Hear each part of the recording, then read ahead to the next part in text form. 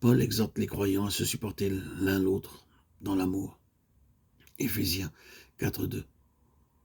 C'est-à-dire agir avec affection, tolérant à l'égard des uns et des autres. Personne ne peut se vanter d'être parfait. Nous avons tous nos propres fautes.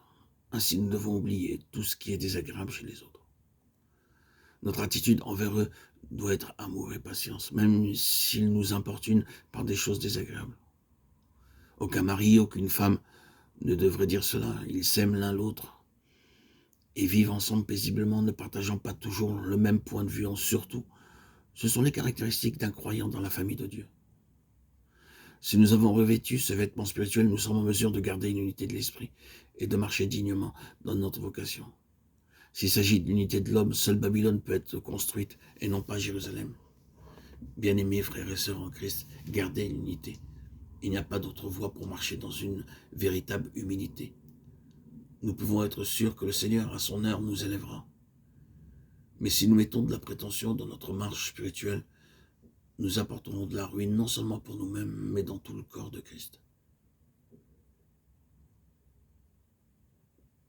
Paul exhorte également les croyants à marcher dans la douceur, Éphésiens 4.2.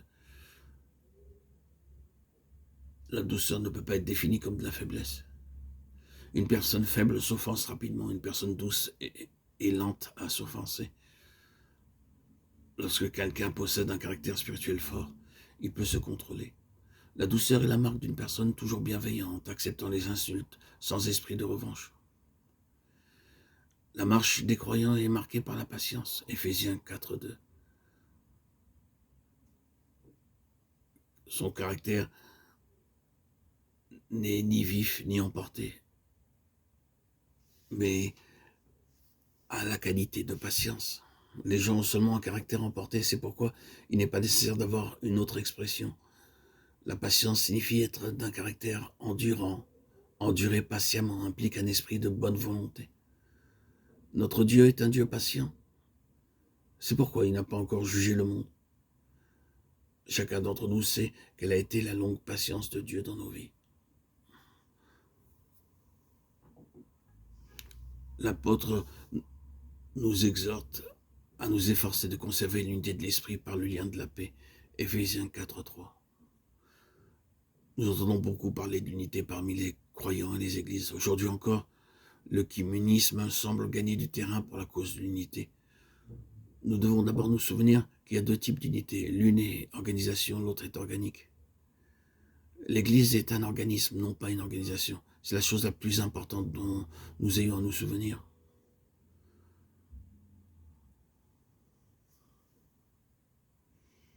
Pour illustrer l'unité organique, prenons l'exemple de l'arbre. L'arbre est constitué de branches, de feuilles, de fruits. Toutes ces choses placées ensemble forment une unité.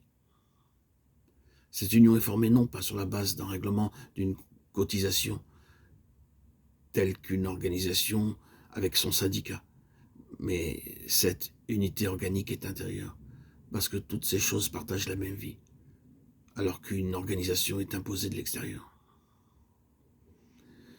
Selon Éphésiens 4.3, nous ne sommes pas appelés à former une unité, mais nous sommes appelés à garder l'unité.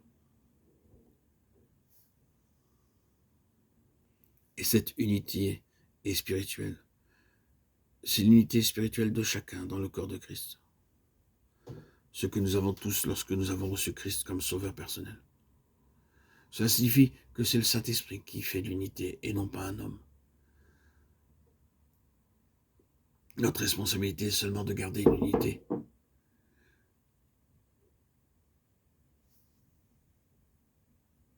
Et l'unité de Saint-Esprit est fondée sur les unités mentionnées dans Éphésiens 4, versets 4 à 6. Un seul esprit, un seul Seigneur, verset 5, et un seul Dieu, verset 6.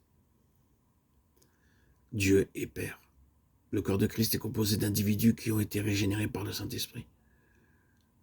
Et ces personnes ont chacune un arrière-plan, une couleur, une nationalité.